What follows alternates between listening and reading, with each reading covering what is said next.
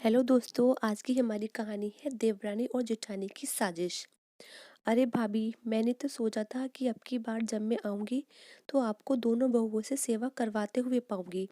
परंतु ये क्या, यहाँ तो अब उल्टी गंगा बह रही है। दो दो बहुओं के होते हुए उषा ने अपनी भाभी विमला को कहा।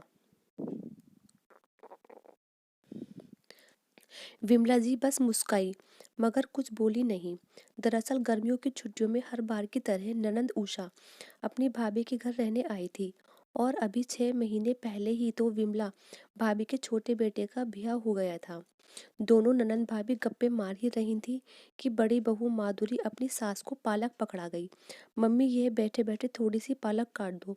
बस इसी बात को देखकर उषा ने भाभी को फिर से ताना मार दिया। लो जी, अब 7-10 मिनट खाली भी नहीं बैठ सकती क्या? विमला जी कुछ नहीं बोली, बस चुपचाप पालक काटने लगी। भाभी, बुरा नहीं मानना, मैं कल से आई हूँ और देख रही हूँ कहाँ तो बड़ी बहू के होते आपका पूरा रोब होता था। अब तो छोटी बहू शैला के आने से तो घर में कुछ बदलाव आने लगा है। सब कुछ बदला बदला सा लग रहा है। आज सुबह तो भैया को मैंने दूध लाते हुए देखा, और आपके दोनों बेटे कैसे रात को मेज से बर्तन उठाने में अपनी बीवियों की मदद कर रहे थे। उषा विमला के कानों में फुसफुसाई। विमला जी ने ठंडी आह भरते हुए कहा, तुम तो जानती ही हो, माधुरी तो शुरू से ही मेरे कहे में रही। जैसा मैंने कहा वैसा हुआ। परंतु शैला आजकल की लड़की, और ऊपर से कामकाजी भी। पता नहीं उसमें आते ही बड़ी बहू माधुरी को क्या घुट्टी पिलाई। दोनों में इतना अच्छा संबंध बन गए कि मैं दरकिनार ही हो गई। अभी शैला को तो तुम जानती ही हो कि कितनी हंसमुख है। शब्दों के तो ऐसे चाशनी में घोलकर बोलती है कि सामने वाला उसे ना कह ही नहीं पाता। बस मीठी बन बनकर उसने सारे घर की सोच ही पलट दी। हाँ भाभी, वो तो मैं देख ही रही हूँ। कहाँ भैया ने आज तक घर काम का काम नहीं किया था, और कहाँ आज सुबह मैंने उन्हें दूध लाने के लिए थैला उठाते हुए देखा, और आपने भी कुछ नहीं कहा। उषा बोली, अरे वह तो शैला ने ही आकर घर में सबको टोकना शुरू कर दिया कि सबको अपने हिस्से का थोड़ा थोड़ा काम करना चाहिए। अकेली माधुरी भाभी और मम्मी जी कब तक करती रहेंगी। और पता नहीं उसकी बात में ऐसा क्या जादू था कि तेरे भैया भी अब हर रोज बाहर का काफी काम कर देते हैं। पर चलो, मुझे भी थोड़ा सहारा तो हो गया है उनके इस तरीके से काम करने पर। और बच्चे भी आजकल रात को काम में मदद करवाने लग गए हैं। विमला जी बोली, भाभी ध्यान रखना, अभी तो सब बदलाव अच्छा लग रहा है, लेकिन उन दोनों बहुओं का प्यार देखकर तो लगता है कि कुछ दिनों में भैया और आपको एक कोने में कर देंगे और सारे घर पर इनका राज हो जाएगा। आपके दो बहुओं को रखने की अकल नहीं आई। अरे कभी भी दो बहुओं की इतनी दोस्ती अच्छी नहीं होती। बहुओं में दोस्ती होते ही सासू दरकिनार कर दी जाती है। यदि आपको अपना राज स्थापित करना है तो दोनों बहुओं में इतना प्यार अच्छा नहीं है। कहते हुए उषा ने विमला जी के दिमाग में एक जहर घोल ही दिया। छोटी बात तो तू सही कह रही है। यह बदलाव तो मैं भी देख रही हूँ। माधुरी तो बिल्कुल ही पूरी तरह बदल गई है। कहाँ छोटी से छोटी बात के लिए मेरी स्वीकृति की इंतजार करती थी, पर आजकल कुछ ज्यादा ही आत्मविश्वास के साथ मुझसे बात करने लगी है। परंतु तुझे तो पता है मुझे ये सब कुछ नहीं आता, विमला जी ने उत्तर दिया। अरे आप चिंता नहीं करो भाभी, मैं हूं ना। आपको बिल्कुल भी घबराने की जरूरत नहीं है। आप देखिए मेरा कमाल, उषा ने कुटिलता से मुस्कुराते हुए कहा। बस जैसे ही अगले दिन शैला काम पर गई, उषा अपने काम में लग गई। माधुरी बहू, तुम्हें क्या बोलूं, सारा दिन अकेले लगती रहती हो। कम से कम शैला को भी तो बोला करो काम करने को। छुटपुट मदद कराकर निकल जाती है और खुद तो वहां जाकर दफ्तर आराम से टांग पे टांग फैलाकर बैठी होगी, और तू यहाँ सारा दिन घर के काम में लगी रहती है। आखिर तेरे को भी तो कुछ समय घूमने फिरने का, बाहर निकलने का मिलना चाहिए। तुम ऐसा क्या करो, जब एक दिन उसकी छुट्टी होती है तो तुम अपना घूमने निकल जाया करो और सारे घर का काम उस पर छोड़ दिया करो। जैसे ही शाम को शैला घर में घुसी और घुसते ही पर्स रख अपने कमरे में फ्रेश होने चली गई, तो फिर उषा जी ने उसके कान भर दिए। देखो आ गई महारानी, अब उसको चाय भी दो और सब कुछ करो। अपने हिस्से का काम तो उसने घर के आदमियों को दे रखा है। तुम्हें तो अभी तक समझ में नहीं आई। थोड़ी ही देर में जैसे ही कुछ बाजार का काम हुआ तो शैला ने कार की चाबी उठाते हुए कहा, आइए बुआ जी, आपको बाहर की सैर करा लाएं और बाहर का कुछ सामान भी ले आते हैं। बस कार में मौका देखते ही उषा जी माधुरी के खिलाफ शुरू हो गईं।